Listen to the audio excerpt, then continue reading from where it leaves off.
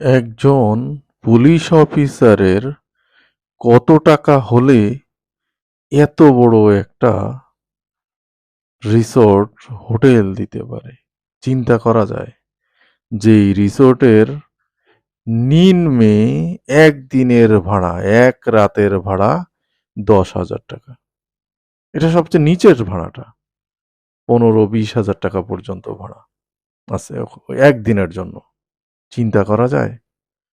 এটার মালিক হচ্ছে ডিবির প্রধান ছিলেন, যিনি সমালোচিত পুলিশ অফিসার হারুন।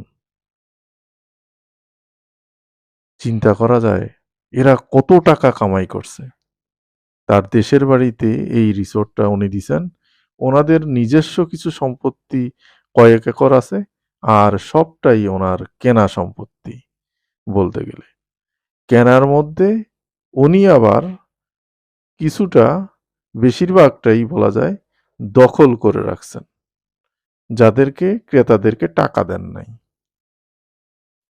এর মধ্যে ১০ জন পাওয়া গেছে যারা ৫০,০০০, ১,০০,০০০ এরকম করে ২০ লাখ টাকার সম্পত্তি।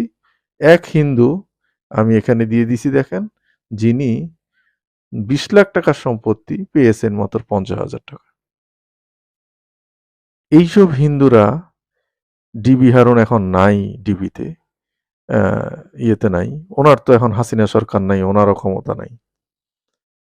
শাহবাগে এখন হিন্দুরা কত নাচানাচি করে, কিন্তু এই কথাগুলা হিন্দুরা বলে না যে আমাদের সম্পত্তি। এর আগে আমরা শুনছি যে বেনজির আহমেদ অনেক হিন্দু সম্পত্তি দখল করে রাখছেন। এখন শুনতেছি ডিবি হারুন। আওয়ামী লীগের অনেক মানুষ এই হিন্দুদের সম্পত্তি দখল করে রাখছেন। কিন্তু এরা এই আওয়ামী লীগের ব্যাপারে গেলে আমি জানি না হিন্দুরা এই অবস্থা কেন।